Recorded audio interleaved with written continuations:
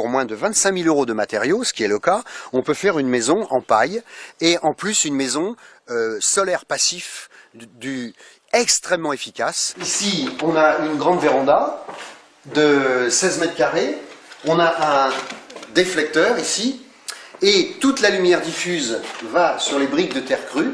Ça n'a rien à voir avec des parpaings. Ça vient de 800 mètres. Tout ça, ça vient de 800 mètres. On a utilisé une presse à briques de terre crue. Et ça, la chaleur est emmagasinée là-dedans, ou la fraîcheur. Parce qu'en été, quand il fait 37 degrés, les briques de terre sont en gros à 23 degrés. Et donc, tout ça, ça refroidit. C'est à la fois notre radiateur et notre climatisation. Et ça coûte pas un rond. Ça coûte rien, ça. Il y a juste le petit transport de 800 mètres. La paille, elle vient de moins de 10 km. Le bois vient de 30 km. Là-haut, la laine de mouton, eh bien, c'est 10 km. On a essayé de faire une maison pratiquement sans pétrole.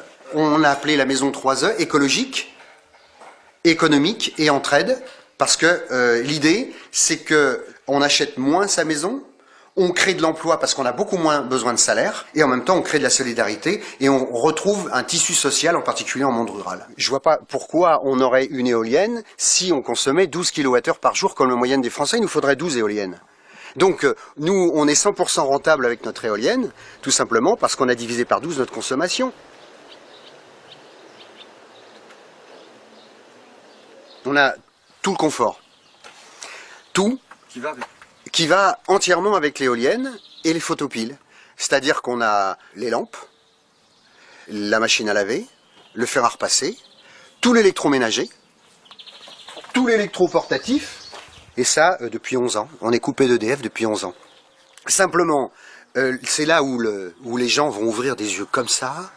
Il y a 35 ans, on a vendu notre congélateur et notre frigidaire. Ah, mais monsieur, comment vous faites pour le beurre? Désolé, le beurre, je prends pas de beurre, et si je mangeais du beurre, j'achèterais pas un frigidaire uniquement pour mettre mon beurre.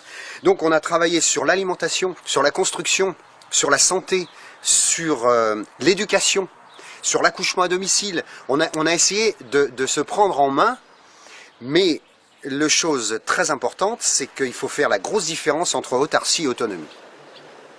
L'autonomie, c'est pas l'autarcie, être replié dans son petit camp à soi. Nous, on a reçu quand même 80 000 personnes, puis vous êtes ici pour nous filmer, donc on est hyper ouvert, mais c'est être ouvert au monde et choisir le type de ressources. On est 100% aux énergies renouvelables, on est 100% rentable, et avec nous, si tout le monde vivait comme nous, il n'y aurait plus besoin de nucléaire, de pétrole, de charbon, il n'y a rien du tout, hein. Ou très peu, disons. Aujourd'hui, les techniques sont tellement compliquées qu'on ne peut plus les faire. C'est redonner aux gens la capacité d'intervenir sur leur quotidien, parce que le quotidien est simple. Faire un mur en terre-paille, tu prends de la paille, tu prends de la terre, tu mélanges tout ça, et tu fais une structure bois, c'est facile à faire, et tu fais ta maison. La maison 3E, elle peut être faite pratiquement par tout le monde, excepté peut-être un couvreur et un charpentier. Avant, quand on était paysan, on faisait sa maison, on faisait ses instruments, on faisait à manger, on faisait tout parce que c'était simple. Et il faut rendre à nouveau la vie la plus simple possible, sans exclure un minimum de technologie.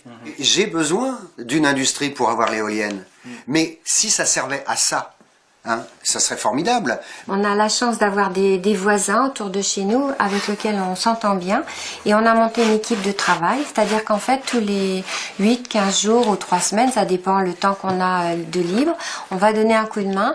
Donc on a fait de l'isolation, on a fait des enduits, on mange ensemble, on discute ensemble, on se passe des documents, enfin voilà, on parle, quand il y a un problème de santé, on en parle, qu'est-ce que tu ferais, enfin voilà.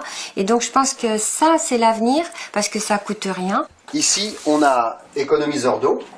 Au lieu d'ouvrir le robinet d'eau chaude, nous, on fait ça. Donc, je fais ça en temps réel. Je mets un petit peu de savon. C'est le seul produit qu'on ait dans la maison. Hein. Eh bien, voilà, je fais ça 1, 2, 3, 4. Terminé. Perdre sa vie à la gagner, passer sa vie à payer sa maison dans laquelle on n'est pas, puisqu'on est au bureau ou à l'usine pour la payer. C'est quand même vachement intelligent comme vie, ça. Hein? Il faut payer le prix de la liberté. Et nous, on a essayé depuis 35 ans de sortir du rang au moment où tout le monde croyait en la croissance et à la consommation. Quand les gens me disent écolo, écologiste, attendez, dites-moi, qu'est-ce que ça veut dire?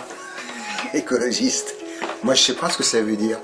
Je veux pas être la projection de tous vos fantasmes. Je suis Patrick Baronnet et je me suis incarné sur la Terre pour vivre ma vie.